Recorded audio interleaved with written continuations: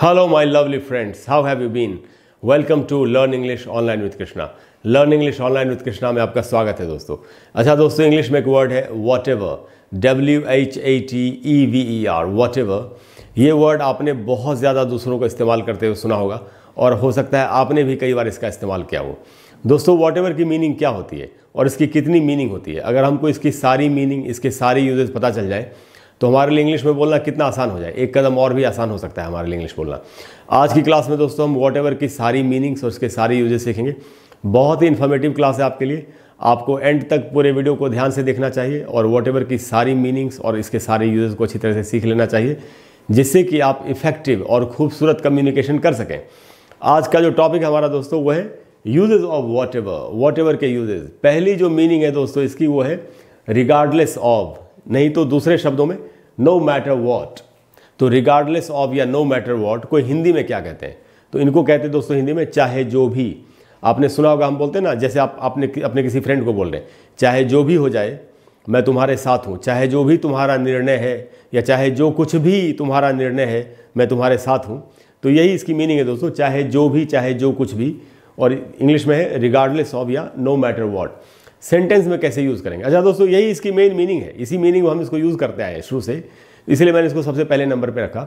तो दोस्तों सेंटेंस में कैसे यूज़ करेंगे? अब जैसे एक फ्रेंड अपने फ्रेंड से कह रहा है कि whatever you decide to do, तुम चाहे जो भी करने का निर्णय लो। अब क्या मीनिंग है दोस्तों वॉट एवर की यहाँ पर? चाहे जो भी, whatever you decide to do, तुम चाहे जो भी करने का निर्णय लो। तो चाहे जो भी या चाहे जो कुछ भी, यही इसका मीनिंग निकला। और उसके बाद है दोस्तों आई एम विद यू, मैं तुम्हारे साथ हूँ।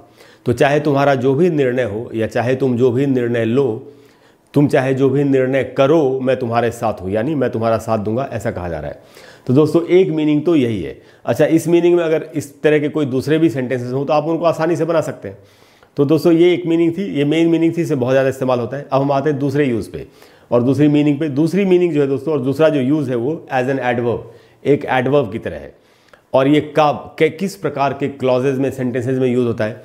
तो ये दोस्तों इन negative and interrogative clauses, interrogative या नेगेटिव क्लॉज में इस्तेमाल होगा एडवर्ब के रूप में। मीनिंग एट ऑल, और इसकी मीनिंग होगी एट ऑल। एट ऑल को हिंदी में बोलते हैं बिल्कुल भी, बिल्कुल ही, बिल्कुल भी, ये इसका मीनिंग एट ऑल का। हम कहते हैं ना I don't know him at all, मैं तो उसको बिल्कुल भी नहीं जानता या मैं उसको बिल्कुल ही नहीं जानता, कैसे भी हिंदी में बोल सकते हैं।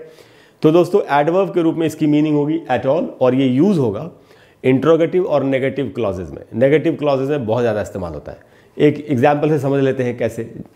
तो दोस्तों बिल्कुल भी ये कैसे मीनिंग निकलेगी ये हम समझते हैं। जैसे यहाँ एक एग्जाम्पल है, कोई किसी के बारे में कह रहा है कि he has no respect whatever, यानी he has no respect at all, उसके मन में ज़रा सा भी या बिल्कुल भी रिस्पेक्ट नहीं है। He has no respect whatever, तो मीनिंग निकला he has no respect at all. ये मीनिंग निकली कि उसके मन में ज़रा भी या बिल्कुल भी मीनिंग रिस्पेक्ट नहीं है। किसके लिए? फॉर हिज कॉलीग्स, अपने कॉलीग्स के लिए। कॉलीग का मीनिंग होता है सहकर्मी, साथ में काम करने वाले लोग। तो सेंटेंस में कहा गया दोस्तों he has no respect whatever for his colleagues, उसके मन में अपने कॉलीग्स के लिए ज़रा सा भी रिस्पेक्ट नहीं है। अच्छा दोस्तों, ये वर्ड जो है कॉलीग, मैं इसको बोल रहा हूँ कॉलीग, तो हो सकता है आपको थोड़ी सी हैरानी हुई हो। इसको अक्सर हम लोग कलीग या कुलीग ऐसे करके बोल लेते हैं, ऐसे नहीं बोलना है दोस्तों। इसका करेक्ट प्रोनाउंसिएशन है कॉलीग। अगर आप प्रोनाउंसिएशन सीखना चाहते हैं, प्रोनाउंसिएशन के रूल सीखना चाहते हैं, फोनेटिक्स के रूल सीखना चाहते हैं, तो मेरे चैनल पर एक प्लेलिस्ट है जिसका नाम है learn English pronunciation and phonetics. उस प्लेलिस्ट में अमेजिंग वीडियोज़ हैं प्रोनाउंसिएशन के रूल्स के ऊपर, फोनेटिक्स के रूल्स के ऊपर। कुछ ऐसे वीडियोज़ हैं जिनके ऊपर आज तक पूरे इंडिया में किसी ने वीडियोज़ नहीं बनाए। अगर आप वो वीडियोज़ देखना चाहते हैं, उन रूल्स को सीखना चाहते हैं, तो मैंने जो आपको अपनी प्लेलिस्ट बताई learn English pronunciation and phonetics, उस प्लेलिस्ट में जाके आपको वो वीडियोस देखने चाहिए और सारे जो जितने भी रूल्स हैं वहाँ आप सीख करके काफ़ी अच्छा प्रोनाउंसिएशन कर सकते हैं। दोस्तों हम इंग्लिश में कुछ भी सीखें, प्रोनाउंसिएशन ज़रूर सही रहना चाहिए, क्योंकि एक कहावत है कि किसी भी लैंग्वेज का सबसे इंपॉर्टेंट पार्ट उसका प्रोनाउंसिएशन होता है।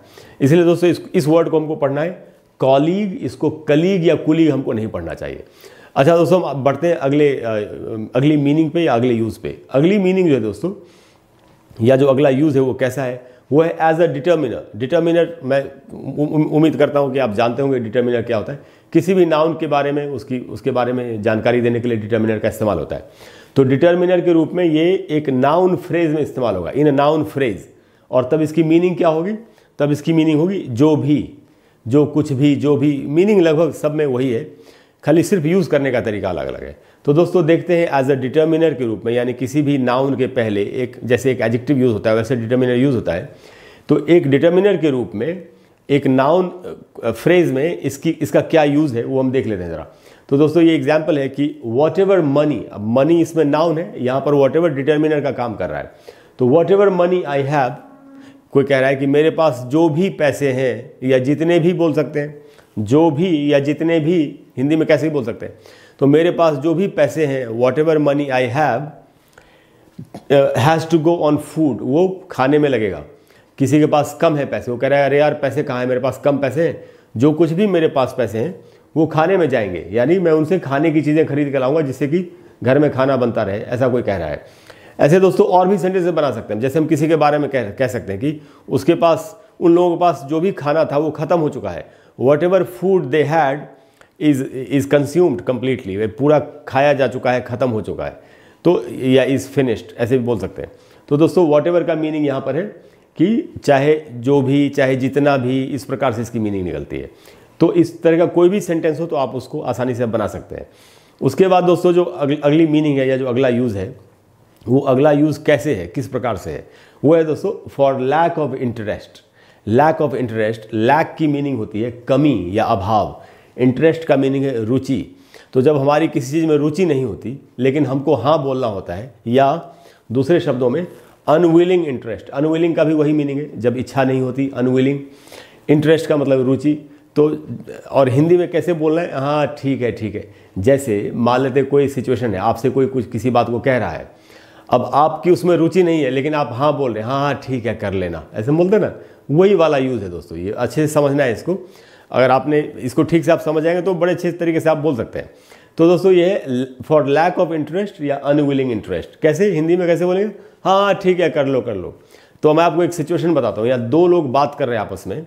शायद एक घर में एक बच्चा है जो अपने मम्मी पापा से कुछ कह रहा है, तो उसको पार्टी में बुलाना है अपने दोस्तों को, यही बात वो कह रहा है। अब कहाँ मम्मी पापा चाहते हैं कि बच्चे आए, शोर मचे, बहुत नहीं भी चाहते। तो इसी तरह की कोई सिचुएशन है। तो यहाँ वो पूछ रहा है अपने पेरेंट्स से बच्चा कि shall I invite my friends round, क्या मैं अपने दोस्तों को बुला लूँ, इन्वाइट कर लूँ? तो अब उनका नहीं है मन, अनविलिंग इंटरेस्ट, इच्छा नहीं है, इच्छा नहीं होते हुए ऐसी रुचि, हाँ ठीक है बुला लो। तो उन्होंने कहा येस वॉट एवर, हाँ ठीक है ठीक है, तो हाँ ठीक है बुला लो। तो दोस्तों ठीक है ऐसे करके जो बोलते हैं, हाँ ठीक है कर लो ये काम, ओके वॉट एवर। जैसे एक सिचुएशन और हो सकती है दोस्तों, जैसे कई बार बच्चे जब बड़े होने लगते हैं तो पेरेंट्स की बात कई बार नहीं सुनते, अनसुनी करते हैं। तो पेरेंट्स अगर, जैसे मम्मी या पापा कह रहे हैं बच्चे से कि तुमको ठीक से पढ़ाई करनी चाहिए, तो बच्चा कह रहा है हाँ ठीक है मैं पढ़ लूँगा ऐसे बोलते हैं, हालांकि नहीं बोलना चाहिए बट बोल लेते हैं बच्चे। तो जैसे you have to study hard, मान लेते कोई कह रहा है, अब कोई फादर कह रहे हैं अपने बच्चे यू शुड स्टडी हार्ड, तो बच्चा बोलता है yes what ever, okay what ever, हाँ ठीक है मैं पढ़ लूँगा। आप समझ गए कौन सी सिचुएशन, कैसी सिचुएशन और कैसे इसको यूज़ करना है। तो दोस्तों इस प्रकार से जब बोल रहा हूँ हाँ ठीक है, अनविलिंग इंटरेस्ट है, तो हमको इस प्रकार से वॉट एवर का इस्तेमाल करना चाहिए। तो दोस्तों ये सारे यूजेस जो मैंने आपको बताए, इनके अलावा भी एक दो यूजेस और हैं वॉट एवर के जो उतने ज़्यादा इस्तेमाल नहीं होते। मैंने आपको वो यूजेस बताए जो बहुत ज़्यादा स्पोकन इंग्लिश में, इंग्लिश डेली लाइफ की कॉन्वर्सेशन में इस्तेमाल होते हैं। मुझे पूरी उम्मीद है कि इनको सीखने के बाद आपके लिए वॉट एवर वर्ड को सही तरीके से यूज़ करना आपके लिए आसान हो जाएगा और आप अच्छी इंग्लिश बोलने के एक कदम और करीब पहुँच जाएंगे। अगली क्लास में दोस्तों हम इससे भी, जैसे ये वॉट एवर वर्ड आज हमने सीखा है, ऐसे ही कोई ऐसा वर्ड जो इंग्लिश कम्युनिकेशन में हमारी हेल्प करेगा, हम सीखने की कोशिश करेंगे। अगर आपको क्लास अच्छी लगी हो तो प्लीज़ वीडियो को लाइक करें और शेयर करें और चैनल को सब्सक्राइब करें। और अगले वीडियो में मैं आपको फिर से एक अच्छी चीज़ बताने की कोशिश करूँगा, जैसे मैंने आपको ये वर्ड बताया। इसके अलावा दोस्तों अगर कोई भी ऐसा टॉपिक है जिस पर आप चाहते हैं कि मैं आपके लिए एक वीडियो बना दूँ, तो आप नीचे कमेंट बॉक्स में लिखिए। मैं कोशिश करूँगा कि जितनी जल्दी हो सके, और अगर मुझे ये लगेगा कि वो वीडियो काफ़ी लोगों के काम आएगा तो मैं आपको उस पर एक वीडियो बना करके देने की कोशिश करूँगा। Thank you very much, I will see you again, bye bye.